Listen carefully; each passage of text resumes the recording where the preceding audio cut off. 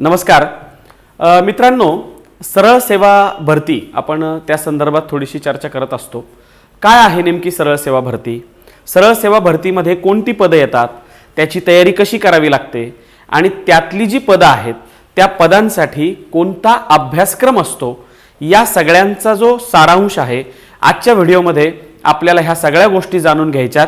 आणि त्यात विशेष आपण आज मराठी व्याकरणाचा अभ्यास सरळ सेवेसाठी कसा करायचा असतो, कोणत्या वेने त्याला जायचं आहे, या सगळ्यांची तयारी आपल्याला करायची आहे। आजच्या व्हिडिओमध्ये मी तुमचं मनापासून स्वागत करतो। महेश धाडगे, डेक्कन IAS मध्ये आपलं खूप खूप स्वागत आहे। आता मित्रांनो, सरळ सेवा भरती प्रक्रियेमध्ये काय नेमकं आहे, तर या सगळ्यांचा आपल्याला आढावा घ्यावा लागेल। म्हणजेच आपण पाहतो की MPSCच्या ज्या परीक्षा आहेत ज्याच्यामध्ये पूर्व आणि मुख्य असे दोन टप्पे असतात, परंतु सरळ सेवा भरती प्रक्रियेमध्ये साधारणपणे एकच परीक्षा होते। मग एकच परीक्षा आणि डायरेक्टली सिलेक्शन अशा पद्धतीची एक सरळ साधी प्रोसेस सरळ सेवा परीक्षांमध्ये असते। मग महाराष्ट्रामध्ये तयारी करत असताना आपल्याला अशा कोणत्या सरळ सेवा एग्जाम देता येऊ शकतील त्याही या व्हिडिओमध्ये आपण पाहणार आहोत।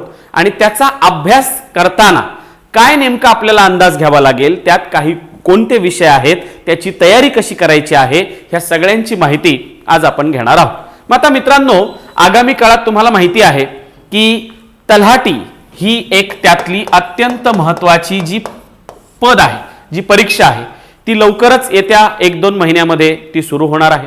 मग तलाठी भरतीचा जो सिलेबस आहे त्याचा आपल्याला अंदाज घ्यावा लागेल। सुमारे एक अंदाजे 4000 पेक्षा जास्त तलाठीची पदं महाराष्ट्रामध्ये एवढे 2-4 महिन्यामध्ये भरली जाणार आहेत। त्याच्यानंतर ग्रामपंचायतीचा जो प्रशासकीय प्रमुख आहे, ग्रामसेवक, त्याची सुद्धा परीक्षा, त्याची सुमारे 10,000 पदं भरली जाणार आहेत ग्रामसेवकाची।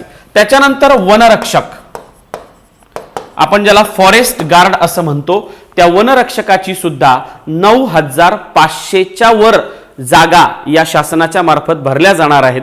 ही सुद्धा एक सरळ सेवा एक्झामिनेशन आहे। त्याच्यानंतर वनलेखापाल, ही सुद्धा त्यातलाच एक महत्त्वाचा भाग आहे, वन विभागात येणारी परीक्षा। त्याच्यानंतर मित्रांनो, झेडपीची पदं, जिल्हा परिषदेमध्ये विविध विभाग जे असतात आणि त्या विभागामध्ये जी वेगवेगळी पदं असतात ती सुद्धा सरळ सेवा भरती प्रक्रियेमार्फत भरली जातात। म्हणजे ज्याच्यामध्ये एकच परीक्षा आहे, कुठेही इंटरव्ह्यू होत नाही, पूर्व नाही, मुख्य नाही, एक परीक्षा आणि डायरेक्टली सिलेक्शन अशा पद्धतीच्या ह्या सर्व परीक्षा आहेत। याच्यामध्ये आणखी काही परीक्षा येतात ज्याच्यामध्ये गृह खात्यामार्फत राबवली जाणारी पोलीस कॉन्स्टेबल ही सुद्धा परीक्षा असेल। मग ज्याच्यामध्ये चालक भरती असेल किंवा कॉन्स्टेबल भरती असेल, शहर भरती असेल किंवा मित्रांनो SRPF ची भरती असेल, अशा असंख्य एक्झाम ज्या आहेत त्या सरळ सेवा पॅटर्न मध्ये मोडतात। मग या सगळ्यांना मित्रांनो मराठी व्याकरणाचा जो विषय आहे तो सगळ्या परीक्षांमध्ये आहे। म्हणजे तुम्ही MPSC देत असाल तर त्यात राज्यसेवा गट ब गट क यासाठी सुद्धा मराठी व्याकरण आहे मुख्य परीक्षांसाठी। त्यानंतर उरलेला जो भाग आहे सरळ सेवा परीक्षांसाठी, या प्रत्येक परीक्षांसाठी मराठी व्याकरणाला एक जास्तीत जास्त महत्त्व प्रश्न दिलेले असतात। म्हणजे आपण जर विचार केला तलाठीचा, तर तलाठी पदासाठी साधारणपणे 25 प्रश्न आहेत आणि एका प्रश्नाला 2 गुण आहेत। म्हणजे आपण जर विचार केला तर मराठीसाठी तलाठी परीक्षेमध्ये 50 मार्क्स असणार आहेत। त्याच्यानंतर ग्रामसेवक सेम 25 क्वेश्चन, वनरक्षकाला 30 प्रश्न आहेत। वनरक्षक जे फॉरेस्ट गार्डचा पेपर आहे, येणाऱ्या काही दिवसांमध्ये त्याची प्रोसेस सुरू होणार आहे, त्याच्यामध्ये सुद्धा 30 प्रश्न मराठी व्याकरणावरती असणार आहेत। म्हणजे साधारणपणे सरळ सेवा भरती प्रक्रियांमध्ये पोलीस भरतीचाही विचार केला तर 25 प्रश्न आपल्याला मराठी व्याकरणामध्ये असतात। म्हणजे मराठी व्याकरणामध्ये या संपूर्ण सरळ सेवा परीक्षांचा जर विचार केला तर प्रत्येक पदासाठी 25 किंवा 30 प्रश्नाचा जो आहे तो आपल्याला भाग असणार आहे। मग ह्या सगळ्या परीक्षांची तयारी करताना मराठी व्याकरणाचा अभ्यास कसा करावा, त्याची कशी मांडणी करावी, आजपासून आपण डेक्कन IAS या मोबाईल ॲपवरती हा कोर्स लॉन्च करत आहोत। याच्या अगोदर विद्यार्थ्यांनी MPSC मराठी व्याकरणाची जी बॅच होती, स्पेशल बॅच, अतिशय भरघोस प्रतिसाद त्या बॅचला आपल्याला मिळाला आणि त्या मुलांच्या आग्रहास्तव आपण सरळ सेवा भरती प्रक्रियेसाठी मराठी व्याकरणाची एक ऑनलाईन बॅच आपण सुरू करत आहोत. त्याचं आज हे पहिलं इंट्रोडक्शन लेक्चर आहे आणि त्याची सविस्तर आजपासूनच लेक्चरची मालिका तुमच्या समोर येत राहणार आहे. तर अशा पद्धतीने मराठी व्याकरणाचा सरळ सेवेसाठी अभ्यास कसा करावा, महाराष्ट्रात तुम्हाला जर नोकरी करायची आहे तर तुम्हाला मराठी व्याकरणाचा अभ्यास हा क्रमप्राप्त आहे आणि तो अभ्यास करताना काय नेमक्या गोष्टी असणार आहेत हे आज आपण पाहणार आहोत.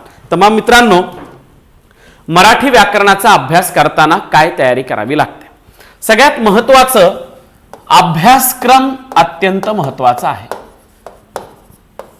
मराठी व्याकरणाचा सिलेबस आपल्याला एक गोष्ट तर कळाली, 25 किंवा 30 प्रश्न व्याकरणाचे आपल्याला असणार आहेत.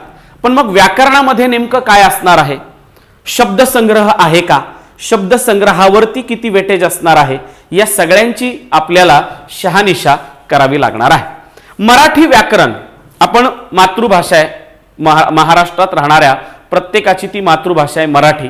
मराठी आपण बोलतो, मराठी लिहितो, मराठी वाचतो, मराठी अक्षरशः आपण जगतो. मग ह्या मराठी व्याकरणामध्ये आपल्याला वर्णमालेपासून तर अगदी शब्दसिद्धीपर्यंतचा जो भाग आहे हा सगळा भाग आपल्याला पाहावा लागतो. पहा मित्रांनो, ज्या वेळेला एखादा व्यक्ती बोलतो, आता मी बोलतोय, माझ्या तोंडातून आवाज बाहेर पडतोय, हा जो आवाज आहे याला आपण शास्त्रीय भाषेमध्ये ध्वनी असं म्हणतो आणि मग तिथून होते भाषेची सुरुवात. मग भाषा म्हणजे काय? भाषा म्हणजे बोलणे. आपण ज्या वेळेला एखाद्याशी बोलतो त्यावेळेला आपण भाषेचा आधार घेत असतो, म्हणजे आपण विचारांची देवाणघेवाण करण्यासाठी जे माध्यम वापरतो ती भाषा असते. आणि मग मित्रांनो, भाषा म्हटलं की भाषेचं व्याकरण आलं. म्हणजे नेहमी लक्षात ठेवा, अगोदर भाषा तयार होते आणि नंतर त्या भाषेचं व्याकरण तयार होतं.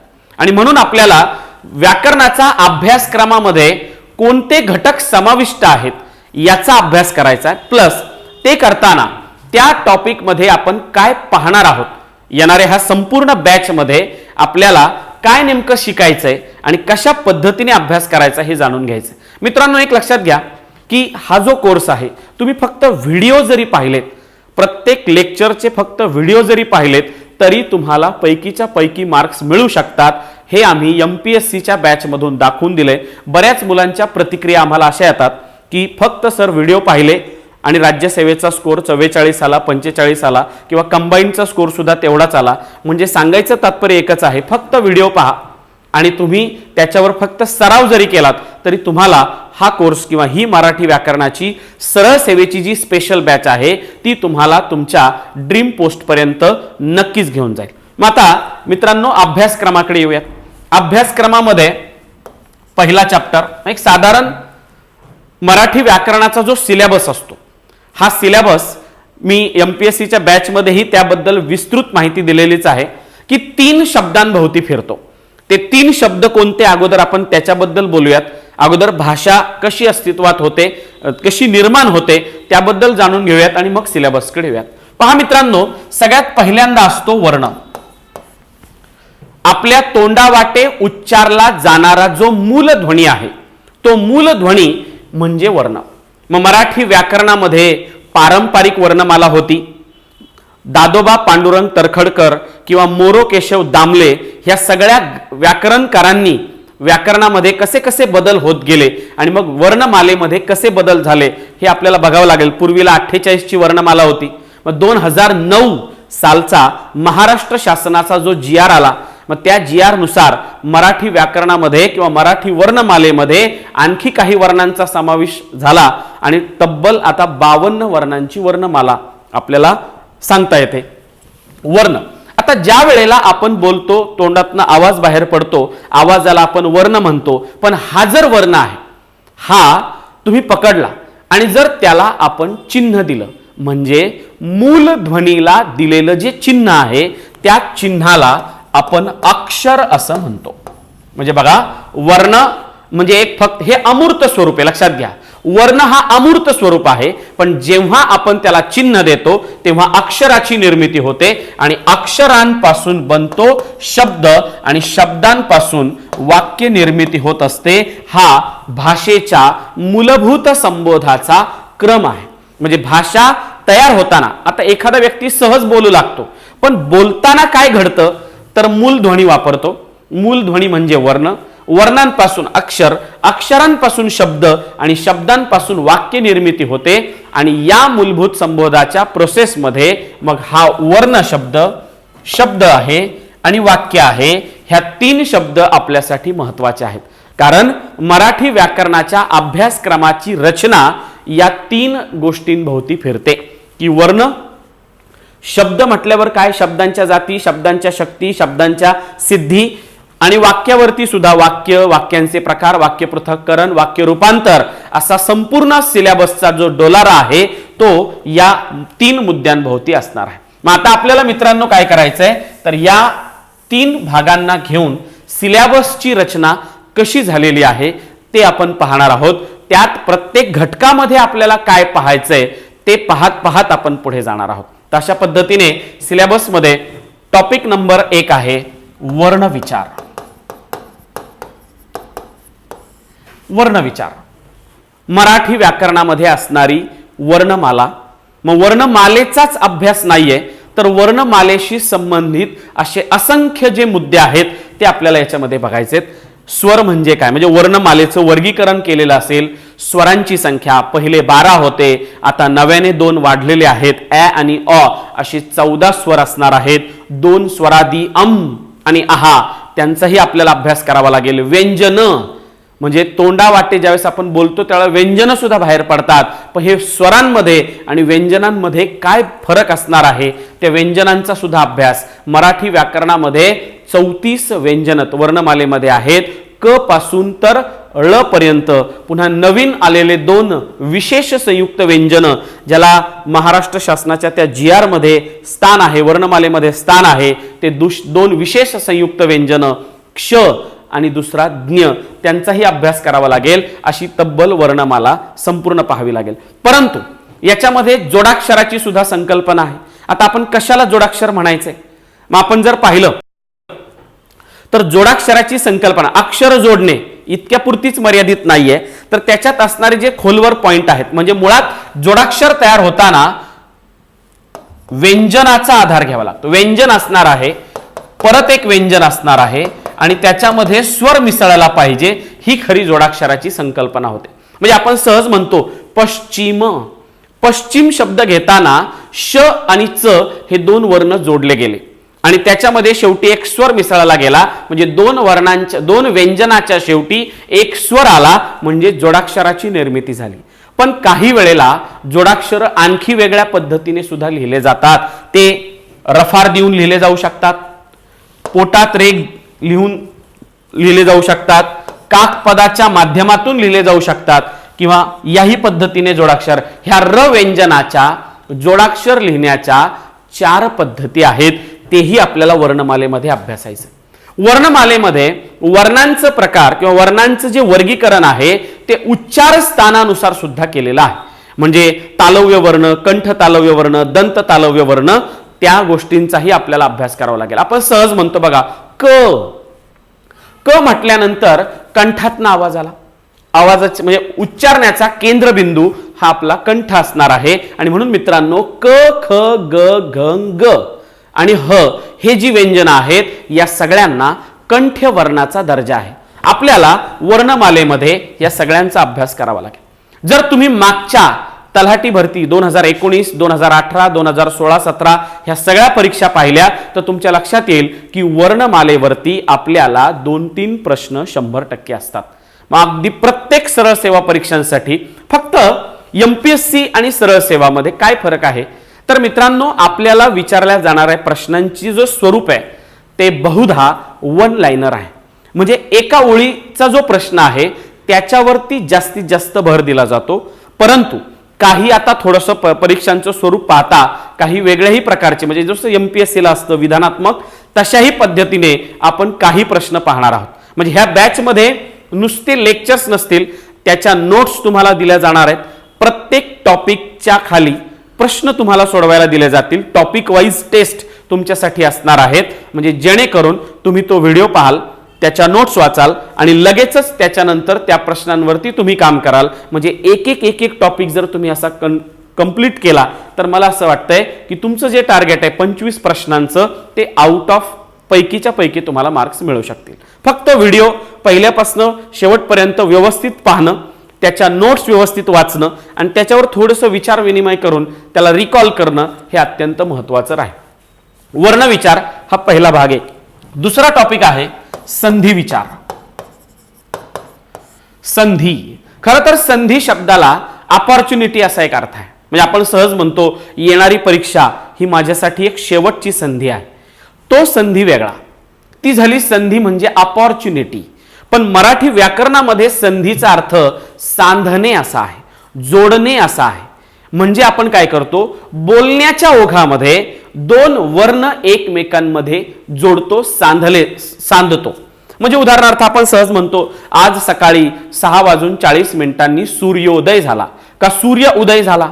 आपण सूर्य उदय नाही म्हणत, आपण सूर्योदय असं म्हणतो. म्हणजेच मित्रांनो इथे नकळतपणे दोन वर्ण जे असतात ते एकमेकांमध्ये मिसळले गेलेले आहेत आणि त्याच्यातनं एका संधीची निर्मिती झालेली आहे.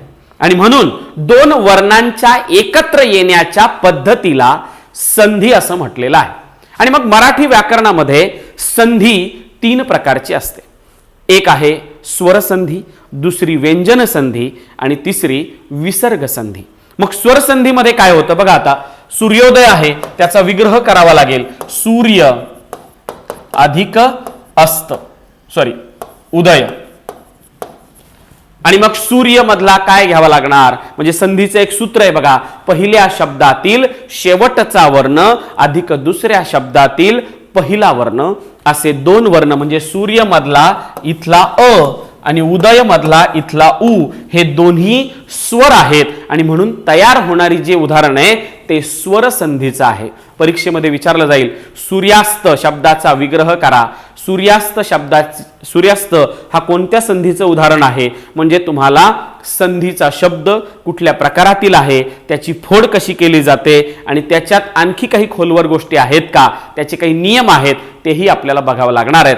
असा संधी टॉपिक अत्यंत महत्त्वाचा आहे. आणखी काही 2 संधींचा आपल्याला अभ्यास करावा लागेल. मराठीतील विशेष संधी, त्याला पूर्वरूप संधी आणि पररूप संधी अशी नावं आहेत. पूर्वरूप आणि पररूप ते सुद्धा आपल्याला विस्तृतपणे पाहावं लागेल संधीमध्ये. आता हा जो 2 टॉपिक आहेत हे एकमेकांशी रिलेटेड आहेत. म्हणजे वर्णमाला अभ्यासल्याशिवाय तुम्हाला संधीतल्या काही गोष्टी लक्षात येणार नाही. कारण व्यंजन, स्वर, स्वरादी यांचा अभ्यास झाल्याखेरीज तुम्हाला संधीचा अभ्यास करता येणार नाही. म्हणून आपण ही साखळी आहे त्या साखळीप्रमाणे जावं लागणार आहे. म्हणून वर्ण झाल्यानंतर दुसरा पार्ट संधीचा येतो. आता मित्रांनो तिसरा जो भाग आहे, तिसरा जो टॉपिक आहे तो आहे शब्दांच्या जाती. शब्दांच्या जाती. शब्द आत्ताच मगाशी पाहिलं आपण, अक्षरांचा अर्थपूर्ण समूह. अक्षरांपासून ज्याची निर्मिती होते तो अर्थ असला पाहिजेत, पूर्ण अर्थ असला पाहिजेत, तेव्हा एक शब्द तयार होतो. आणि मग जाती म्हणजे प्रकार. आपण काय करतो, बोलताना ह्या सगळ्या जातींचा रोज वापर करत असतो. काय आहेत जाती, मग व्याकरणकारांनी ठरवून दिल्यात शब्दांच्या जातींचं 2 गटात वर्गीकरण.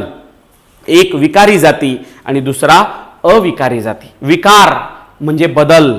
काही जातींमध्ये बदल होतो, काही जातींमध्ये बदल होत नाही. अशा विकारी आणि अविकारी जाती ज्या आहेत त्यांचा अभ्यास. शब्दांची पहिली जात आहे नाम. आपण नाम म्हणतो पहा.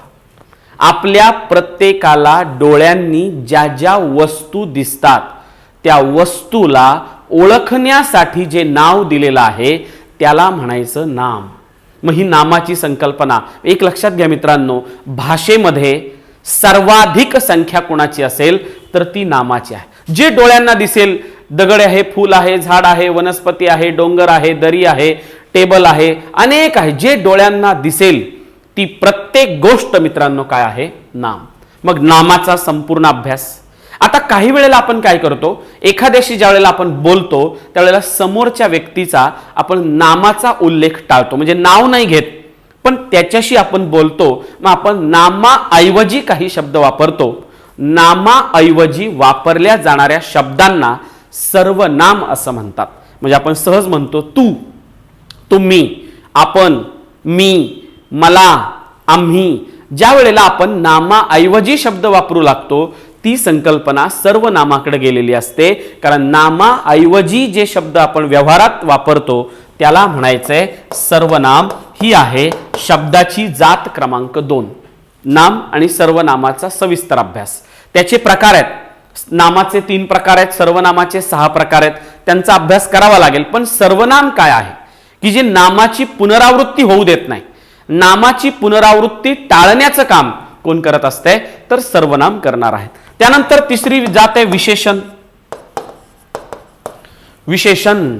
विशेषण म्हणजे नामाबद्दल जे अधिक माहिती देतात, काही विशेष माहिती देतात, नामाबद्दलचं वर्णन करतात, असे विशेषण असतात. म्हणजे आपण सहज म्हणतो शूर शिपाई, मग यात शिपाई नाम आहे, पण शिपाई कसा, शूर. मग तो जो शूर शब्द आहे तो नामाबद्दल एक विशेष माहिती देतो, नामाची विशेषता सांगतो. नामाची विशेषता सांगणारा असा विकारी शब्द त्याला आपण काय म्हणणार, विशेषण म्हणणार. बरोबर. याला इंग्लिशमध्ये आपण ॲडजेक्टिव्ह असं म्हणतो. हा नाऊन, हा प्रोनाऊन आणि हा ॲडजेक्टिव्ह म्हणून असतो. विशेषणाचे सुद्धा प्रकार आहेत. संख्या विशेषण, गुणविशेषण, सार्वनामिक विशेषण, त्या सुद्धा प्रकारांचा अभ्यास करावा लागेल. पुढे जात आहे क्रियापद. क्रियापद बघा, बोलताना वाक्य संपताना एक शब्द फार महत्वाचा आहे की जो त्या विधानाला पूर्णता आणण्याचं काम करतो. वाक्याला पूर्णता आणणारा असा महत्वाचा घटक म्हणजे क्रियापद. त्याची व्याख्याच आहे, वाक्याचा अर्थ पूर्ण करणाऱ्या क्रियावाचक शब्दाला क्रियापद असं म्हणतात. म्हणून क्रियापद हे बहुधा वाक्याच्या शेवटी येतं आणि ते वाक्याचा अर्थ पूर्ण करतं. आपण सहज म्हणतो आमच्या संघाने शाळेचे सुवर्ण पदक जिंकले. हा जो जिंकले शब्द आहे त्याने वाक्य पूर्ण झालंय, अर्थ प्राप्त झालाय आणि त्यात एक धातू सुद्धा आहे, म्हणून जिंकले हे त्या वाक्यातलं कोण आहे, क्रियापद आहे. याच्या 4 जाती आहेत. या बदलतात.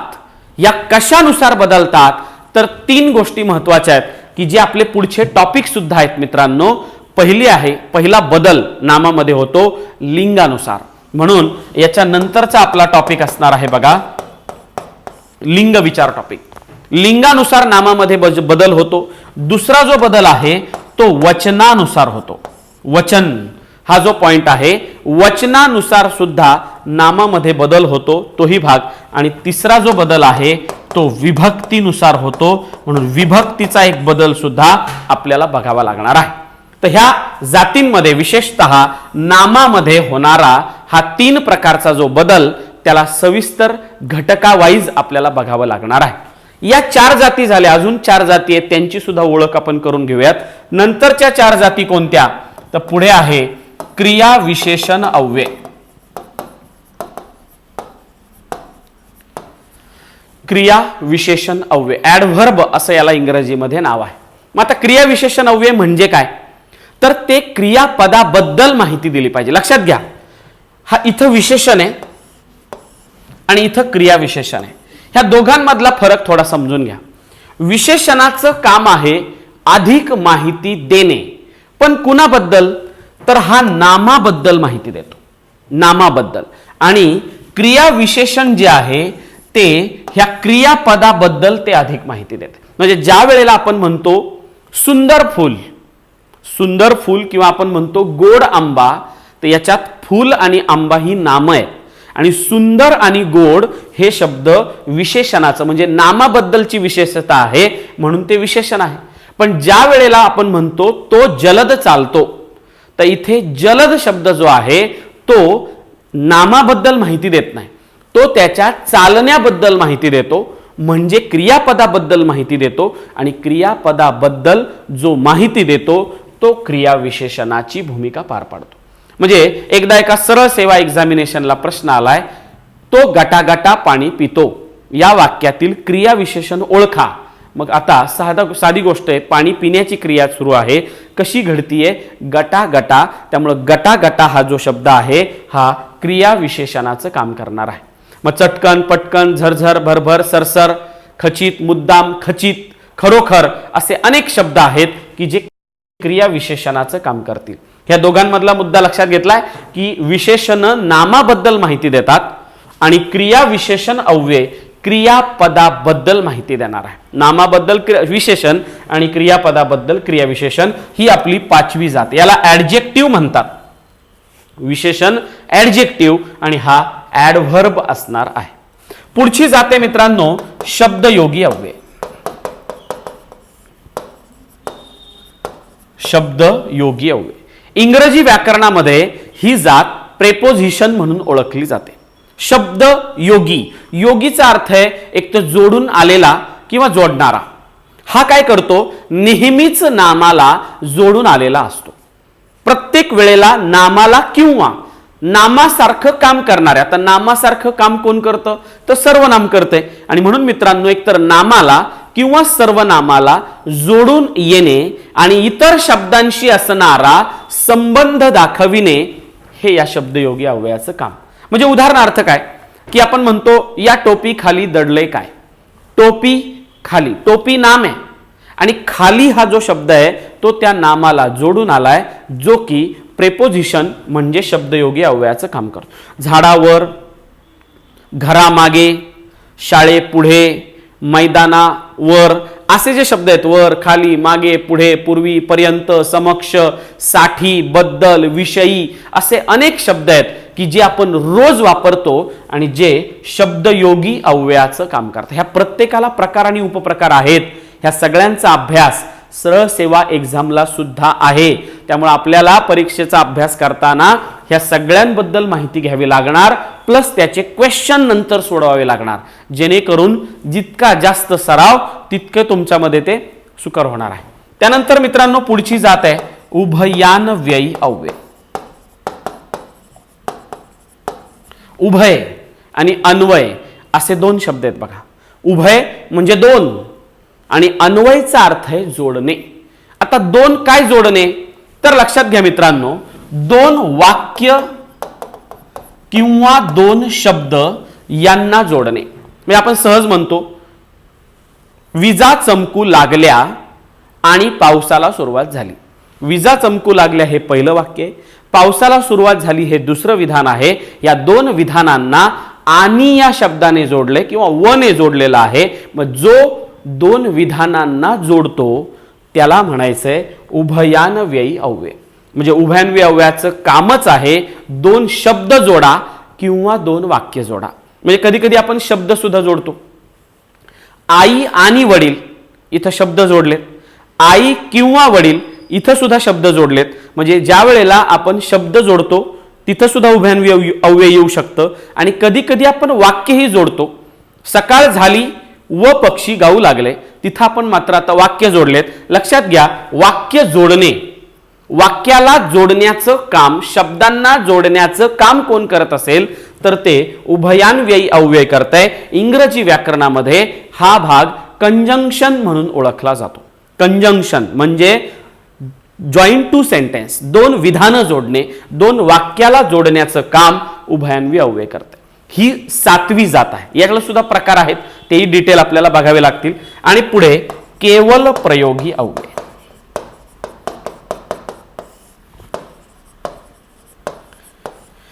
केवल प्रयोगी अव्यय म्हणजे इंटरजेक्शन.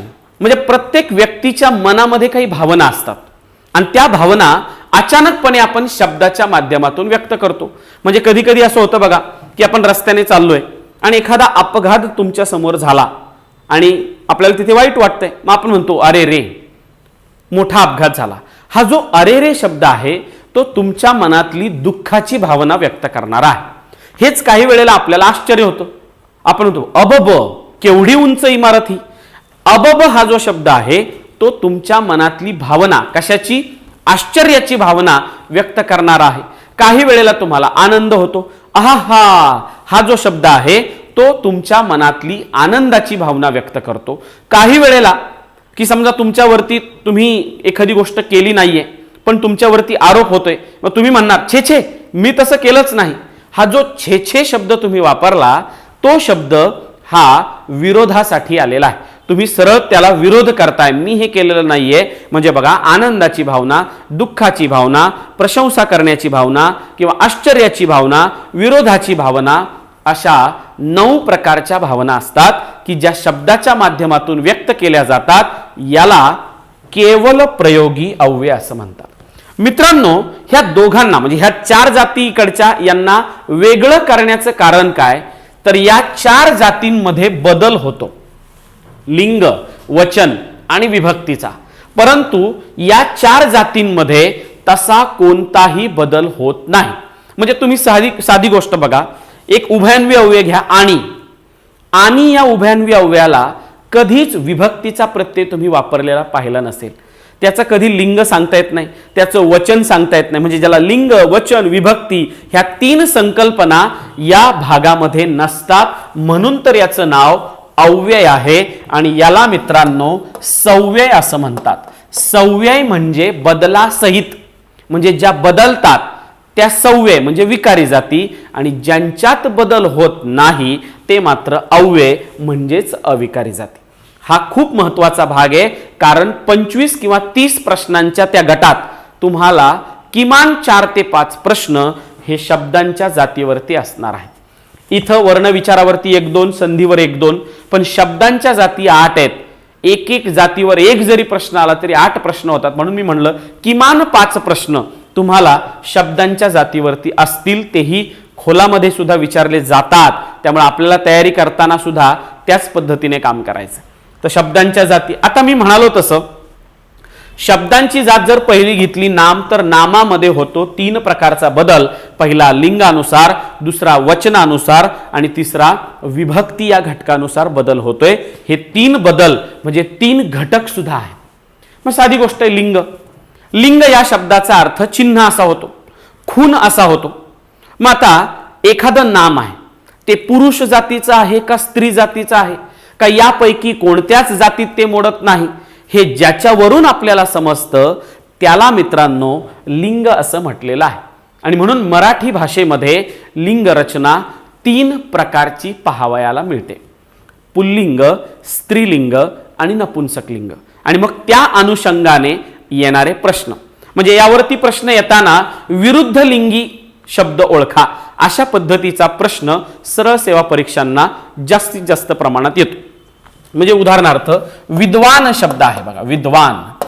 तर मग विद्वान शब्दाच्या विरुद्ध लिंगी शब्द काय, तर विदुषी शब्द आहे. विद्वानच्या विरुद्ध लिंगी शब्द विदुषी. आता विद्वान आणि विदुषीचा मिनिंग काय, तर विद्वानचा अर्थ आहे की जर एखादा पुरुष खूप हुशार आहे, त्यात एखाद्या विषयात तो खूप पारंगत आहे, त्याचा खूप अभ्यास आहे, तर आपण त्याला विद्वान म्हणू शकतो. पण हेच जर एखादी महिला खूप हुशार असेल, एखाद्या विषयात पंडित असेल, तर आपण तिला विद्वान नाही म्हणू शकत. तिच्यासाठी आपल्याला विदुषी शब्द वापरावा लागतो. म्हणजे आपण एक इतिहासात बघा, असा एक तुम्ही इतिहासाचा अभ्यास करताना तुम्ही असा एक शब्द ऐकला असेल, आयरिश महिला विदुषी ॲनी बेझंट. ॲनी बेझंट यांना आपण इतिहासात ओळखतो मॉडर्न हिस्ट्रीमध्ये, की ज्यांचा अभ्यास करताना होम रूल चळवळ, आपण एक महत्वाची संकल्पना आहे स्वशासन नावाची, आणि तिथे आपण म्हणतो आयरिश महिला विदुषी. आयर्लंडच्या होत्या म्हणून आयरिश महिला आहेत, आणि विदुषी शब्द वापरतो कारण हुशार होत्या, अभ्यास प्रचंड होता, पण आपण त्यांना विद्वान म्हणत नाही, तिथं विदुषी शब्द वापरतो. असे अनेक शब्द आहेत की जे विरुद्ध लिंगाचे शब्द आपल्याला शोधावे लागतील, ते आपल्याला बघावे लागतील या भागामध्ये. वचन. वचन शब्दाचा अर्थ बोलणे आहे. मग वचन म्हणजे काय, तर वचनाचा अर्थ बोलणे. किती वचन आहेत, 2 वचन आहेत, एक वचन आणि अनेक वचन, सिंग्युलर प्लुरल. एक वचन वस्तू एक असेल तर, एकापेक्षा अनेकत्वाचा जर बोध झाला तर त्या ठिकाणी वचन बदलतं, त्या ठिकाणी अनेक वचन होतं. मराठीमध्ये अनेक वचनालाच बहुवचन सुद्धा नाव आहे. अनेक आणि बहुवचन दोन्ही एकच. संस्कृतमध्ये मात्र द्विवचन नावाची संकल्पना आहे, द्विवचन, पण ती मराठीमध्ये नाही. मराठीत 2च वचन, एक वचन, अनेक वचन. त्याच्याशी रिलेटेड प्रश्न असतात, तेही आपल्याला बघावे लागतील की नेमके कसे प्रश्न असतील, वचन कसं बदललं जातं, त्याचा भाग आपल्याला अभ्यास करावा लागेल. विभक्ती पुढचा 3रा बदल आहे. खरं तर विभक्ती म्हणजे ज्या वेळेला आपण वाक्य निर्मिती करतो ना, म्हणजे बोलताना ज्या वेळेला आपण वाक्यात बोलतो त्यावेळेला असं होतं की जे नाम सर्वनाम आहेत ते जसेच्या तसे राहत नाहीत, त्यांच्यामध्ये आपल्याला बदल करावा लागतो. म्हणजे मी जर एवढं म्हणालो श्याम नदी डोह उडी मार, तर मी 5 शब्द घेतले बघा, श्याम नदी डोह उडी मार, हे झाले 5 शब्द. हा काही वाक्याचा भाग नाही, हे वाक्य नाहीये. मग ह्याच्यापासून वाक्य बनवायचं आहे. मग जर वाक्य बनवायचं असेल तर तुम्हाला ह्या शब्दांमध्ये बदल करावा लागेल. मग म्हणावं लागेल श्यामने नदीच्या डोहात उडी मारली. म्हणजे तुम्हाला वाक्य बनविताना त्या शब्दांच्या स्वरूपात किंवा रूपात तुम्हाला बदल करावा लागला. हा जो बदल तुम्ही केलाय ही संकल्पना विभक्ती म्हणून ओळखली जाते. आणि मग तो बदल करताना तुम्ही जे शब्द शेवटी लावले, जी अक्षर तुम्ही शेवटी जोडलेली आहेत, त्यांना विभक्तीचे प्रत्यय असं म्हटलेलं आहे.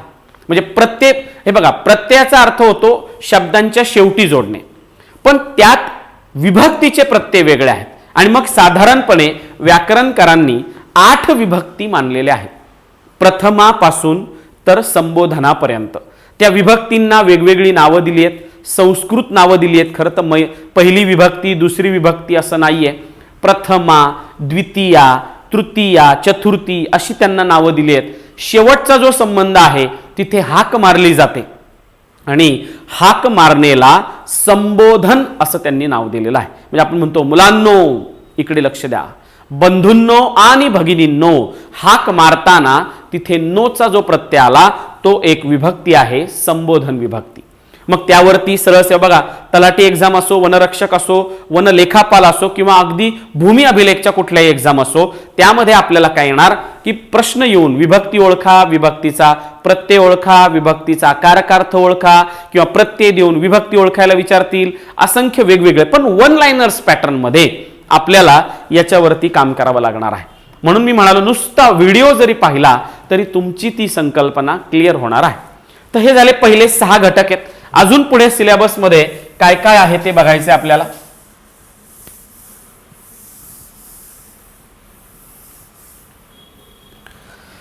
सातवा जो टॉपिक आहे तो आहे विरामचिन्हे. विरामचिन्ह, विराम शब्दाचा अर्थ आहे थांबणे, थांबा. म्हणजे आपण बघा, एखादं पुस्तक वाचायला घेतलंय आपण किंवा पेपर वाचायला घेतला आपण, तर आपण सलग नाही वाचत. त्याच्यात आवाजात चढ उतार पाहिजे, कुठे थांबायचंय, किती वेळ थांबायचंय, प्रश्न आहे का, भावना आहे का, उद्गार आहे का, ह्या सगळ्या गोष्टींसाठी आपल्याला चिन्हांची गरज भासते. आणि मग ही विराम चिन्ह आपल्याला चांगल्या पद्धतीने अभ्यासावे लागतील. कोणते विराम चिन्ह आहेत? खरं तर विराम चिन्ह ही संकल्पना मुळात इंग्रजीतली आहे. म्हणजे इंग्रजी भाषेकडून मराठीला मिळालेली एक चांगली देणगी म्हणजे विराम चिन्हाकडे पाहावं लागतं. इंग्रजीमध्ये होता पूर्ण विराम, म्हणजे फुल स्टॉप. आपल्याकडे पूर्ण विराम झाला, म्हणजे पूर्ण विराम आहे, अर्धविराम आहे, स्वल्प विराम आहे, अपूर्ण विराम आहे, प्रश्नचिन्ह आहे, उद्गारवाचक चिन्ह आहे, सिंगल इन्व्हर्टेड कॉमा म्हणजे एकेरी अवतरण चिन्ह आहे, दुहेरी अवतरण चिन्ह आहेत. असे जवळपास 14 ते 15 चिन्हांचे प्रकार आणि त्याचा कुठं वापर होतो त्यावर आपल्याला प्रश्न असतात विराम चिन्हांवरती. म्हणजे विराम चिन्ह सुद्धा बघा, हा पूर्ण विराम आहे, हा स्वल्प विराम आहे, हा अर्धविराम आहे, हा अपूर्ण विराम आहे. प्रत्येक चिन्ह ओळखता सुद्धा आलं पाहिजे. आणि मग कधी कधी जोड्या लावावरती प्रश्न येतो, कधी कधी सरळ सरळ एखाद्या व्याख्येवरती प्रश्न येईल. 2 संयुक्त शब्द जोडताना तुम्ही पुढील पैकी कोणते विराम चिन्ह वापराल? मग 2 शब्द जोडायचे म्हटलं का तिथं संयोग चिन्ह येतंय. संयोग चिन्ह म्हणजे वजाबाकीचा जो चिन्ह आहे ते संयोग चिन्ह म्हणून ओळखलं जातं. असे 14-15 चिन्हांचा अभ्यास या चॅप्टरमध्ये आपल्याला करावा लागेल. त्याच्यानंतर मित्रांनो पुढची संकल्पना आहे वाक्य. आता वाक्य ही थोडी मोठी संकल्पना आहे. मी मगाशी म्हणालो पहिले असतात वर्ण, वर्णांपासून असतं अक्षर, अक्षरांपासून बनला शब्द आणि शब्दांपासून वाक्याची निर्मिती होते. मग वाक्य अनेक प्रकारचे आहेत. मग आपण सहज म्हणतो जग ही एक रंगभूमी आहे, हे विधान आहे. मग झालं, याला म्हणायचं विधानार्थी वाक्य. काल कुठे गेला होतास तू? मी प्रश्न विचारलाय, मग झालं हे विधान प्रश्नार्थी वाक्य झालं, वाक्यामध्ये प्रश्न विचारला असेल तर. मनात भावना आहे, मग एखादी भावना आहे, बाप रे केवढी गर्दी होती, इथे तुमच्या मनातली भावना आली, उद्गारवाचक चिन्हाचा वापर झाला, म्हणजे याला म्हणायचंय उद्गारार्थी वाक्य. होकारार्थी वाक्य असतात, नकारार्थी वाक्य असतात, कधी कधी एका वाक्यामध्ये दोन दोन वाक्य सुद्धा असतात. म्हणजे उदाहरणार्थ, हा लांबचा प्रवास कारने करावा की बसने करावा, म्हणजे तुम्ही एकात एक अनेक वाक्य टाकून दिलीत. किंवा आकाशात जेव्हा ढग जमतात तेव्हा मोर नाचू लागतात, हे सुद्धा दोन वाक्य आहेत. म्हणजे वाक्यांचे अर्थानुसार, विधानानुसार, क्रियापदांच्या अर्थानुसार अशा सगळ्यांचा जर विचार केला तर वाक्याचे पडतात 12 प्रकार. आणि मग या सगळ्यात पहिल्यांदा इथं वाक्यांच्या प्रकारांचा अभ्यास करावा लागेल. त्यावर प्रश्न आहेत. होकार म्हणजे आता रूपांतर तर पुढे बघायचे, पहिल्यांदा वाक्य ओळखायला पण विचारलं जातं. खालीलपैकी केवल वाक्य ओळखा, किंवा दिलेलं वाक्य कोणत्या प्रकारचं आहे, संयुक्त आहे का केवल वाक्य आहे. त्यानंतर क्रियापदाचे 4 अर्थही लय महत्वाचे आहेत, स्वार्थ, आज्ञार्थ, विध्यर्थ आणि संकेतार्थ. त्याच्यावरही प्रश्न आपल्याला असणार आहेत. तर असा वाक्याच्या प्रकारांचा भाग आपल्याला पाहावा लागेल. त्याच्यानंतर मित्रांनो पुढे पृथक्करण, वाक्य पृथक्करण ही संकल्पना. पृथक्करण म्हणजे ॲनालिसिस करणे. म्हणजे काय करायचं, एखाद्या साध्या वाक्याचे तुकडे करायचे आणि त्या तुकड्यांना व्याकरणदृष्ट्या योग्य नावं द्यायची, याला म्हणायचं वाक्य पृथक्करण. म्हणजे कर्ता कुठे येतो, कर्म कुठे येते, म्हणजे मुख्य उद्देश, उद्देशाचा विस्तार आहे का, कर्माचा विस्तार आहे का, विधेयाचा विस्तार आहे का, यावरती पर्टिक्युलर प्रश्न आहेत. म्हणजे एका गट क च्या परीक्षेला जो प्रश्न आलेत ते असेच प्रश्न सरळ सेवा एक्झामला सुद्धा, अगदी पोलीस भरती, तलाठी एक्झामला सुद्धा येतात. सहज प्रश्न आला, पांढऱ्या केस असणाऱ्या बाई मराठी छान शिकवतात. मग इथे पांढऱ्या केस असणाऱ्या शब्दाखाली जर अधोरेखित केलं आणि जर प्रश्न विचारला, अधोरेखित शब्दाचे वाक्य पृथक्करणाच्या दृष्टीने कार्य कोणते, तर ते आपल्याला सांगावं लागेल. शिकवणाऱ्या कोण, बाई. मग पांढरे केस असलेल्या हा उद्देशाच्या बद्दल माहिती देतात, आणि मग उद्देशाबद्दल माहिती देणारे शब्द हा उद्देशाचा विस्तार असतो. तर ते विस्तृत आपल्याला पृथक्करणामध्ये बघावं लागेल. कर्म कुठे येते, कर्माचा विस्तार कसा असतो, पण यावरती प्रश्न आहेत. त्यानंतर मित्रांनो पुढे रूपांतर. हे सगळं वाक्यांमधलं आहे बरं मित्रांनो. वाक्य रूपांतर आपल्याला बघावं लागेल. रूपांतरणाचा अर्थ आहे परिवर्तन. एका प्रकारातून दुसऱ्या प्रकारामध्ये वाक्याला घेऊन जायचं, पण ते नेताना रचना जरूर बदला, पण अर्थ मात्र तोच ठेवा. वाक्याची रचना बदलायची. आता समजा एखादं होकारार्थी वाक्य आलं, साधं वाक्य घेऊयात, इमारतीचा पाया भक्कम होता. आता इमारतीचा पाया जर भक्कम होता तर ह्या वाक्याला नकारार्थी बनवा, पण वाक्याची अर्थ मात्र तोच ठेवा. मग काय म्हणावं लागेल, इमारतीचा पाया कमकुवत नव्हता. मग कमकुवत नव्हता म्हणजेच कसा होता, भक्कम होता. म्हणजेच रचना बदलली, अर्थ मात्र काय ठेवला, तोच ठेवला. ह्याला म्हणायचं रूपांतर. मग त्यात आपल्याला विधानार्थी, प्रश्नार्थी, होकारार्थी, नकारार्थी आणि विधानार्थी, उद्गारार्थी असे वेगवेगळे रूपांतर बघावे लागतील. परीक्षेला प्रश्न येतात. 500 रुपये ही देखील मोठी रक्कम आहे आणि सूचना देणार ब्रॅकेटमध्ये या वाक्याचं नकारार्थी वाक्य करा. मग आपण काय वाक्य निवडायला पाहिजे, 500 रुपये ही काही लहान रक्कम नव्हे. लहान रक्कम नाही म्हणजेच कशी आहे, मोठी रक्कम आहे. अर्थ तोच राहिला पाहिजे. म्हणून मी म्हणालो की एक एक संकल्पना जर तुम्हाला क्लिअर झाली तर मला असं वाटत नाही की तुम्ही कुठलंही अगदी वाळिंबेचं वाचण्याची गरजच नाही. सरळ सेवा करणाऱ्या विद्यार्थ्यांनी ते खूप भारदस्त शब्दांचं ते पुस्तक आहे, काही गरज नाही. अगदी सहज सहज सोप्या शब्दातले व्हिडिओ जरी तुम्ही पाहिले तरी तुमचा तो भाग क्लिअर होईल. तर मित्रांनो पहा, वाक्य जो भाग आहे, वाक्यांचे प्रकार, वाक्याचं पृथक्करण आणि वाक्याचं रूपांतर, ह्या 3 गोष्टींना घेऊन हा चॅप्टर आपल्याला बघायचा आहे. त्यानंतर मित्रांनो पुढे आहे प्रयोग. प्रयोग सुद्धा एक महत्वाची गोष्ट आहे. व्हॉइस म्हणतो आपण याला. इंग्रजीमध्ये व्हॉइस 2 आहेत, ऍक्टिव्ह आणि passive. Active voice, passive voice. मराठीमध्ये मात्र ह्याचेच 3 प्रकार पडतात, कर्तरी प्रयोग, कर्मणी प्रयोग आणि भावे प्रयोग. मुळात प्रयोग ही एक प्रकारची रचना आहे. कुणाची रचना आहे, तर 3 शब्द, कर्ता, कर्म आणि क्रियापद. तर मी तुम्हाला क्रियापद शिकवताना शब्दांच्या जातीमध्ये क्रियापद शिकवताना कर्ता आणि कर्म कसं ओळखायचं, कर्ता कर्मानुसार वाक्य कसे काय होत असतात त्याची माहिती देणार आहे.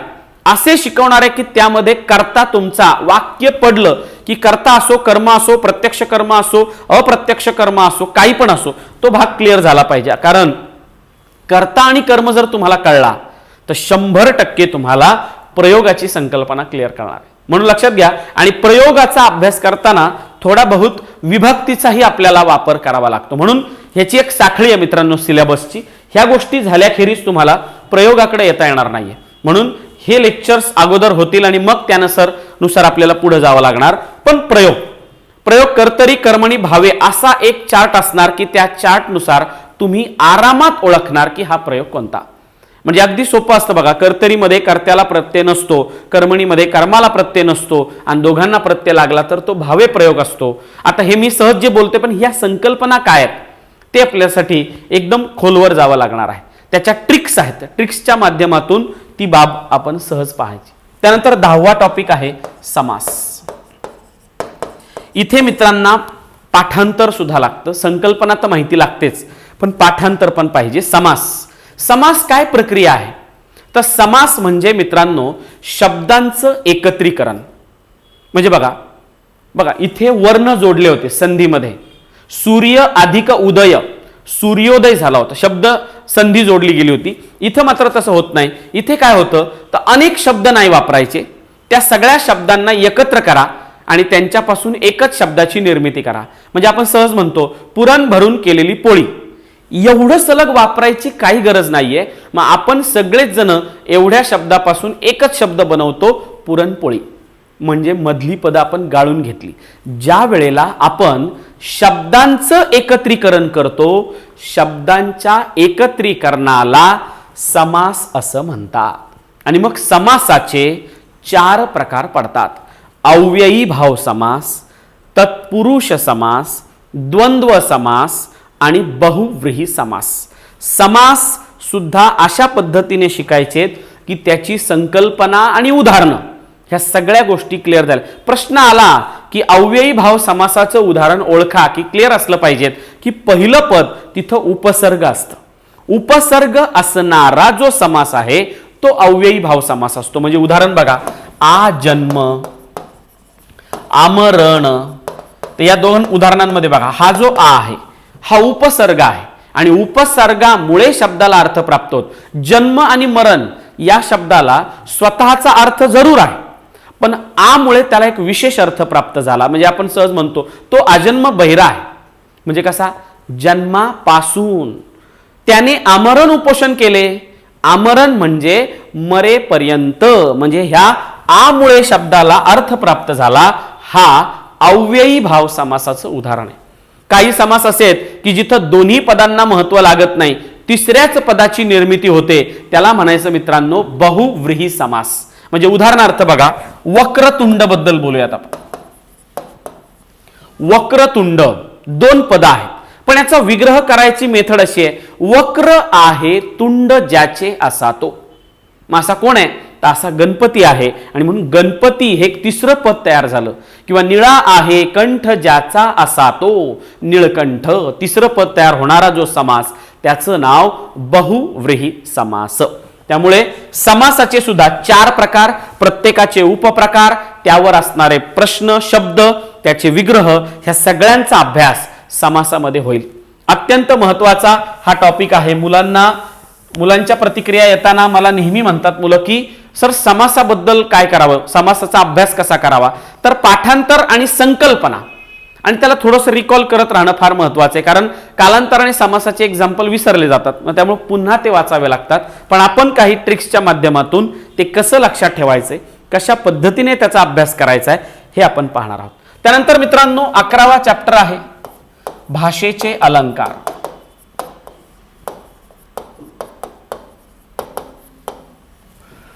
अलंकार म्हणजे दागिने.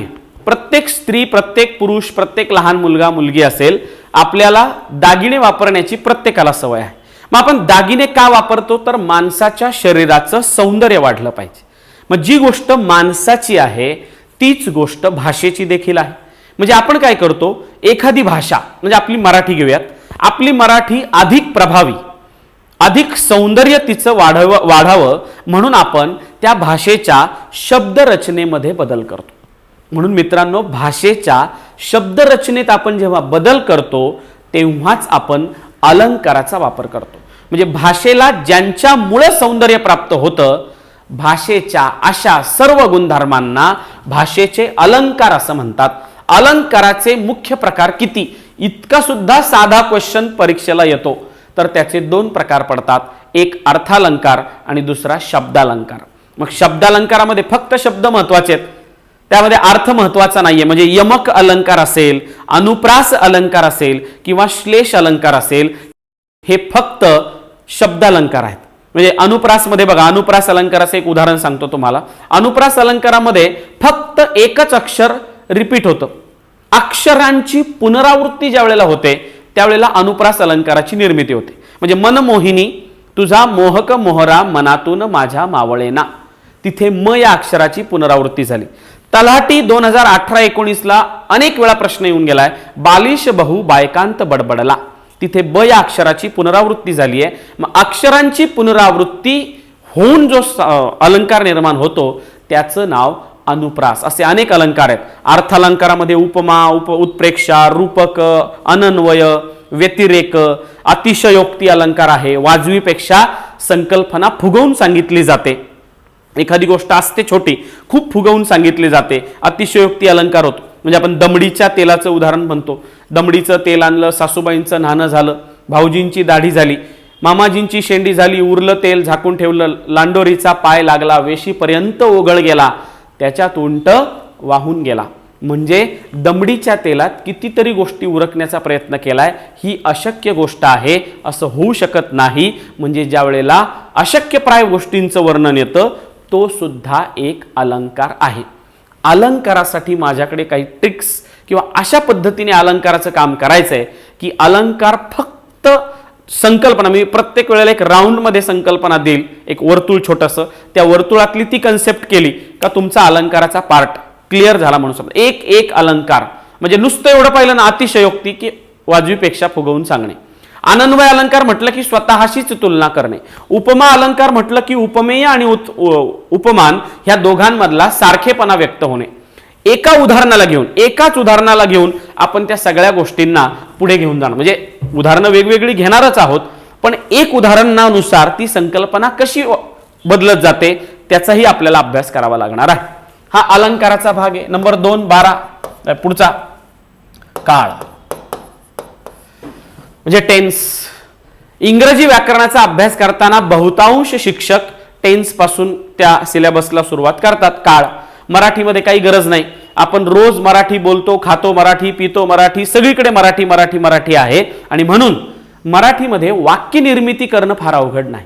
आणि म्हणून वाक्य निर्माण करता आले तर काळ फारशी गोष्ट नाही. कारण मुळात काळ हा वाक्याचा कधीच नाहीये. काळ हा क्रियापदाचा असतो. क्रियापद आपल्याला शब्दांच्या जातीमध्ये शिकायचं. म्हणजे खातो, खाल्ला, खाईन, जातो, गेला आणि जाईन. बघा क्रियापदाचा भाग आहे. जातो वर्तमान काळी क्रियापद आहे, गेला भूतकाळी क्रियापद आहे, जाईन वर्तमान काळी क्रियापद आहे.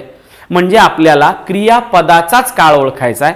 त्याही ट्रिक्सच्या माध्यमातून एक चार्ट देणार आहे मी लास्टला, म्हणजे त्या चॅप्टरला शिकवल्यानंतर, की त्या चार्टमध्ये एवढंच असेल की शॉर्टकट पद्धतीने काळ कसा ओळखायचा, त्याचाही अभ्यास आपल्याला काळमध्ये करायचा आहे. म्हणजे बघा एक साधी गोष्ट सांगतो त्यातली, की काळाचे प्रत्येकाचे 4 प्रकार आहेत. साधा काळ, चालू काळ, पूर्ण काळ आणि रीती काळ. त्यातलं साधा काळ जर पाहिला तर साध्या काळातलं क्रियापद हे नेहमी यक्त क्रियापद असतं. म्हणजे ते 2 शब्दावालं कधीच नसतं. म्हणजे मी आता बोललो ना, खातो, खाल्ला, खाईन, जातो, गेला, जाईन, ही जी सिंगल क्रियापद आहेत याचा काळ हा नेहमी साधा. मग तो साधा वर्तमान असेल किंवा साधा भूतकाळ असेल किंवा साधा भविष्यकाळ असेल. पण जेव्हा 2 क्रियापद येतात, म्हणजे 2 शब्दावालं क्रियापद येतात, आपण त्याला संयुक्त क्रियापद म्हणतो, त्यावेळेला मात्र तो काळ साधा नसतो. म्हणजे उदाहरणार्थ खात आहे, खेळत आहेत, खेळत असे, ही जी क्रियापद आहेत इथं संयुक्त क्रियापद आहे. आणि संयुक्त क्रियापदांचा काळ मात्र मग एकतर चालू किंवा पूर्ण किंवा रीती या 3 पैकी एक काळ असणार आहे. तर हे काळाचा अभ्यास करावा लागेल. 3 काळ, प्रत्येकाचे 4 उपप्रकार, म्हणजे एक वाक्य आपल्याला 12 काळामध्ये करायचं आहे. 13वा टॉपिक आहे मित्रांनो पुढे शब्दशक्ती. शब्दांच्या शक्ती, शक्ती म्हणजे ताकद. शब्दामध्ये ताकद आहे. म्हणजे आपण सहज म्हणतो की शब्द हसवतात, शब्द रडवतात, चार माणसातून उठवतात सुद्धा शब्द. शब्दामध्ये ताकद आहे. आपण कसा त्याला यूज करतो ते फार महत्वाचं आहे. तसं साहित्यामध्ये, म्हणजे साहित्याचा जर विचार केला, वाङ्मयाचा जर विचार केला, तर भाषेमध्ये शब्दशक्ती 3 आहेत. अभिधा, व्यंजना आणि लक्षणा अशा त्या 3 शक्ती आहेत. सरळ सेवा परीक्षांना 100% प्रश्न येतो एखादा, बाबा ताटावर बसले ब्रॅकेटमध्ये सूचना, या वाक्यातील शक्तीचा प्रकार ओळखा. मग आता बाबा ताटावर बसलेचा शब्दशः अर्थ तर घ्यायचा नाहीये, त्याचा संबंधित अर्थ घ्यावा लागेल की बाबा जेवणासाठी बसले. सुसंगत जेव्हा अर्थ आपण घेतो तेव्हा ती लक्षणा शक्ती असते. ज्या वेळेला आपण मूळ अर्थ घेतो, म्हणजे बघा मी याचे 3 एक्झाम्पल सांगतो. म्हणजे समजा पहिलं उदाहरण, मी काल घराकडे येत होतो, अचानक मला लांडगा दिसला. लांडगा म्हटलं की एक जंगली प्राणी आपल्या डोळ्यासमोर येतो. मग लांडगा शब्दातून इथं कोणताही अर्थ व्यक्त नाही झाला, एक जंगली प्राणीचा अर्थ व्यक्त झाला. याला म्हणायचं शक्ती अभिधा, मूळ अर्थ निघाला ना. नंबर 2, आजकाल समाजामध्ये माणसांपेक्षा लांडग्यांचाच वावर आहे. इथं मात्र लांडगे शब्दांचा अर्थ बदलला. माणसांपेक्षा लांडग्यांचा वावर म्हणजे ढोंगी प्रवृत्तीची, लबाड प्रवृत्तीची माणसं, म्हणजे तो झाली शक्ती नंबर 2, व्यंजना शक्ती. दुसरा अर्थ निघाला. आणि ज्या वेळेला तुम्ही तिसरा अर्थ घेता, सुसंगत अर्थ घेता, म्हणजे आपण सहज म्हणतो कोकणातले लोक फार तांदूळ खातात. तांदूळ खातात म्हणजे याचा अर्थ काय, डायरेक्ट कच्चे तांदूळ खात नाहीत, तर तांदळाचे पदार्थ खातात. म्हणजे आपण तांदूळ खातातचा सुसंगत अर्थ घेतला. याला म्हणायचं लक्षणा शक्ती. कोणती शक्ती? लक्षणा. अशा 3 शक्तींवरती, अभिधा, व्यंजना आणि लक्षणा, ह्या 3 शक्तीवरचा अभ्यास आपल्याला करावा लागेल. त्यानंतर 14वा प्रकार आहे भाषिक रस. मराठी भाषा साहित्य म्हटलं की साहित्यामध्ये रस आले. मग आपण नवरस म्हणतो. साहित्य हे नवरसाने परिपूर्ण असावं. नवरस, 9 प्रकारचे रस, 9 प्रकारचे स्थायी भाव आपल्या मनात आहेत. म्हणजे आपण प्रेम म्हणतो. प्रेम ही संकल्पना खूप व्यापक आहे. प्रियकराचं प्रियसीवर असणारं प्रेम, किंवा पतीचं पत्नीवरती असणारं प्रेम, आईचं मुलावरती, वडिलांचं मुलीवरती, भावाचं बहिणीवरती, ही जी प्रेम संकल्पना आहे, ही प्रेम संकल्पना खूप व्यापक अर्थाने आहे. पण ज्या वेळेला स्त्री आणि पुरुष, प्रियकर प्रियसीच्या आकर्षणाबद्दलच्या काही कविता समोर येतात, त्यावेळेला तिथं एका रसाची निर्मिती होते आणि तो शृंगार रस असतो. शृंगार रस म्हणजे आपण सहज म्हणतो मराठीमध्ये उत्कृष्ट प्रकारच्या लावणी गीतं सादर केली जातात. त्यात असणारा जो रस आहे तो शृंगार रस आहे.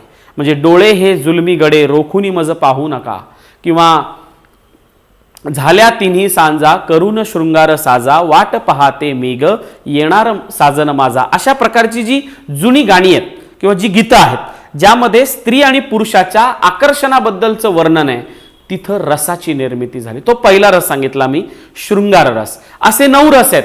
मग कधी कधी दुःखही होते. दुःखी गाणी असतील तर तिथं झाला करुण रसाची निर्मिती झाली.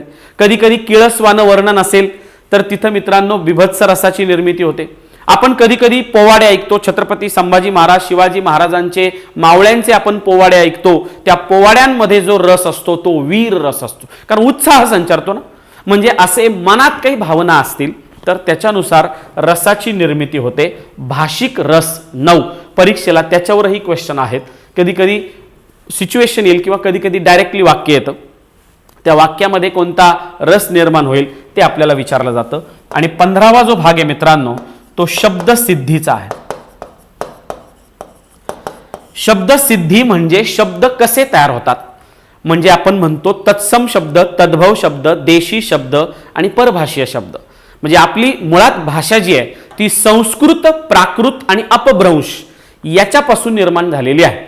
म्हणजे आपण काय केलंय, संस्कृत मधले काही शब्द जसेच्या तसे मराठीत घेतलेत, काही शब्द घेताना त्यांच्यात बदल होऊन घेतलेत, आणि काही आपल्या जुन्या मराठीतले आहेत, आपण त्याला प्राकृत म्हणतो, प्राकृत मराठी, जुनी मराठी म्हणतो, असे आपण तिथूनही शब्द घेतलेत. अशांपासून मराठी तयार झाली आहे.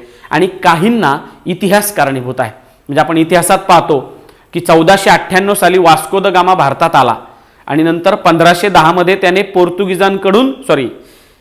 आदिलशहाकडून पोर्तुगीजांनी गोवा जिंकला आणि तेव्हापासून त्या गोवा प्रांतावरती किंवा त्या किनारपट्टीवरती पोर्तुगीजांचाच वचक राहिला. 1961 पर्यंत जेव्हा गोवा मुक्त झाला, हा जवळपास 400-450 वर्षाचा जो कालखंड आहे, या ठिकाणी पोर्तुगीजांची सत्ता असल्या कारणानं आणि महाराष्ट्राच्या ते जवळ असल्या कारणानं पोर्तुगीजांचे अनेक शब्द आपण आज मराठीमध्ये वापरतो. म्हणजे आपण बटाटा, हापूस, फणस, बिस्किट, लोणचे, बायको असे अनेक शब्द आहेत की जे पोर्तुगीजांच्या भाषेतले आहेत. मग आपल्याला परीक्षेला विचारलं जातं की बिस्किट हा शब्द खालीलपैकी कोणत्या भाषेतून मराठीत आला आहे. मग खाली ऑप्शन येतील, ते निवडायचे आपल्याला. मग पोर्तुगीज शब्द आहेत, इंग्रजी शब्द आहेत, हिंदी शब्द आहेत, गुजराती शब्द आहेत, तमिळ शब्द आहेत, कानडी शब्द आहेत. कानडी शब्द तर खूप आहे, आपल्याला कर्नाटक जवळ आहे, त्यामुळे आपण काय केलंय की जरी सीमा असली तरी भाषेला बंधन नसतं मित्रांनो बघा. म्हणून त्यांच्या भाषेतले काही शब्द आपण सहज वापरतो. उलटही असू शकतं, आपल्या मराठीतले काही शब्द त्यांच्याही भाषेमध्ये नक्कीच असणार आहेत, ते त्यांच्यासाठी परभाषीय शब्द असतील. तर याचा सगळ्यांचा अभ्यास म्हणजे शब्दसिद्धीचा. याला ट्रिक्स कराव्या लागतील, कारण तिथं पाठांतरही लागतं आणि ट्रिक्सच्या माध्यमातून तुम्हाला शब्दसिद्धी क्लिअर करावी लागते. तर मित्रांनो बघा, हा सरळ सेवा एक्झामिनेशनचा म्हणजे तुम्ही आगामी काळामध्ये ज्या परीक्षा देणार आहात, आणि लक्षात घ्या ही खूप मोठी संधी आहे. 2023 हे वर्ष जे आहे ते परीक्षांच्या दृष्टिकोनातून, स्पर्धा परीक्षा करणाऱ्या उमेदवारांच्या दृष्टीने अत्यंत महत्त्वाचं आहे. कारण मित्रांनो, आपल्याला या वेळेला अनेक परीक्षांना सामोरं जायचंय. म्हणजे 4000 पेक्षा जास्त तलाठीची पदं आहेत, 9500 पेक्षा जास्त वनरक्षकाची पदं आहेत, वनलेखापाल आहे, भूमी अभिलेखची पदं आहेत, कॉन्स्टेबलची 18,500 पदं आहेत, किंवा अजून असंख्य जिल्हा परिषदेची पदं आहेत, ग्रामसेवकाची 10,000 पदं आहेत. ही जर पदं पाहिली तर मित्रांनो खूप मोठी अपॉर्च्युनिटी तुमच्या समोर आहेत. आणि खास विद्यार्थ्यांच्या आग्रहास्तव आपण ह्या सरळ सेवा बॅचच्या दृष्टिकोनातनं या कोर्सची रचना केलेली आहे. आता हा जो तसा 15 टॉपिक होते, याला थोडी जोड शब्दार्थाची पण द्यायची आहे. 100% शब्द संग्रह जो आहे तो सुद्धा आपल्याला करावा लागणार. मी पुढे पुढे तुम्हाला सांगणार आहे की शब्द संग्रहाबद्दल विशेष 1-2 लेक्चर पण घेणार आहे की शब्द संग्रह कसा केला पाहिजे. म्हणजे समानार्थी, विरुद्धार्थी शब्द, म्हणी असतील, वाक्प्रचार असतील, अलंकारिक शब्द, किंवा अगदी तुम्हाला सांगतो ध्वनिदर्शक शब्द पण येतात. म्हणजे सहज सरळ सेवेला बुद्धिमत्तेमध्ये असा प्रश्न असतो की समजा सिंह बरोबर गर्जना, तर मोर बरोबर टिंबटिंब. म्हणजे सिंहाची जशी गर्जना असते तसं मोरांच्या ओरडण्याला काय म्हणतात, तर त्याला केकारव असं म्हणतात. काय म्हणतात? रवचा अर्थ मुळात, रव म्हणजे आवाज, रव म्हणजे ध्वनी. आपण निरव म्हणतो बघा, निरव शांतता म्हणजे आवाजच नाही, भयानक शांतता, बरोबर. तसं केकारव मोरांचा ओरडण्याला. हंस जे ओरडणार त्याला कलरव म्हणतात. माकडं जे ओरडतात त्याला भुभुक्कार असं म्हणतात. हे सगळा जो भाग आहे हा सगळा शब्द संग्रहाचा भाग आहे. म्हणजे नुसतं समानार्थी करू चालत नाही, तर अगदी छोट्या छोट्या गोष्टींवर काम करावं लागतं. लक्षात घ्या, 25 प्रश्नांचं डिस्ट्रीब्युशन सांगतो मी. 25 प्रश्नांमध्ये जवळपास 17 ते 18 प्रश्न, म्हणजे 20 प्रश्नापर्यंत म्हणूयात आपण, तुम्हाला ग्रामर येईल. आणि 5 ते 7 प्रश्न जे असणार आहेत ते तुम्हाला फक्त शब्दसंग्रहावरती येणार आहेत. तर जर तुम्ही या संपूर्ण गोष्टींचा जर छान पद्धतीने अभ्यास केला तर मला असं वाटतंय की 25 पैकी 25, म्हणजे आम्ही ज्या वेळेला ऑफलाईन बॅचेस घेतो त्यावेळेला 100% मुलांचा रिझल्ट आहे, आउट ऑफ मार्क मिळतात. तर मला असं वाटतंय आपण आता ऑल महाराष्ट्रात ऑनलाईन बॅचच्या माध्यमातून जात आहोत. जर तुम्ही विद्यार्थ्यांनी या फक्त व्हिडिओ पाहिले आणि त्या खालच्या नोट्स, आणि आम्ही प्रत्येक टॉपिक खाली काही क्वेश्चन देणार आहोत, तुम्ही जर फक्त त्याचा अभ्यास केलात तर मला असं वाटतंय की तुम्हाला हा जो कोर्स आहे मराठी व्याकरणाचा, की फक्त सरळ सेवेप्रमाणेचा आहे, की ज्याच्यामध्ये सरळ सेवा एक्झाम कशी क्रॅक करता येईल त्याच्या अनुषंगाने हा सगळा कोर्स असेल, तर मला असं वाटतंय आउट ऑफ मार्क मिळायला काहीच हरकत नाही. तर हे आज इंट्रोडक्शन लेक्चर होतं की ज्याच्यामध्ये तुम्हाला सरळ सेवा परीक्षा आणि त्यातला विशेष मराठी. मी आज जनरली तुमच्या लक्षात येत असेल की सिलेबसची चर्चा केलेली आहे. आता इथून पुढचं जे लेक्चर आहे तिथे मात्र प्रत्यक्षात एकेका टॉपिकला सुरुवात करणार आहोत। आता साधारणपणे या बॅचमध्ये 2-4 मिनिटं घेणार आहे तुमचे, काय असणार आहे ते मी तुम्हाला सांगतो। मुळात संपूर्ण सिलेबस तुमचा क्लिअर होणार आहे, सगळ्यात महत्त्वाचा भाग। याच्यासाठी साधारणपणे एक 35 ते 40 तास टीचिंगचे तुम्हाला असणार, म्हणजे 35 ते 40 तास लेक्चर तुम्हाला व्हिडिओच्या माध्यमातून डायरेक्टली तुम्ही कुठेही गावात कुठेही बसा, लायब्ररीत बसा, झाडाखाली बसा, तुमच्या अभ्यासाच्या खोलीमध्ये बसा, तुम्ही तिथून हा व्हिडिओ सहजरित्या पाहू शकता। त्यानंतर प्रत्येक याच्यावरती आपली टॉपिक टेस्ट होणार आहे, घटकनिहाय टेस्ट। ती तुम्हाला लगेच त्याचं PDF स्वरूपात ती टेस्ट आणि त्याची उत्तरं, ऑथेंटिक उत्तरं ही दिली जाणार आहेत, टॉपिक टेस्ट। त्यानंतर प्रत्येक टॉपिकच्या नोट्स तुम्हाला दिल्या जातील। टॉपिक संपला की त्याच्या नोट्स किंवा त्याच्या आधीच तुम्हाला त्या PDF स्वरूपात तुम्हाला मिळणार आहेत, म्हणजे टॉपिक टेस्ट पण असतील, नोट्स पण असतील। नंतर सगळा सिलेबस झाल्यावरती एक 4 ते 5 प्रश्नपत्रिका ऑल सिलेबसच्या प्रमाणे सेट करून त्या सुद्धा एक 5 क्वेश्चन पेपर सुद्धा ते आपण घेणार आहोत, म्हणजे ऑल सिलेबस सगळा मिक्स पेपर, फक्त मराठीचा असा एक मिक्स पेपर तुमच्या समोर दिला जाईल।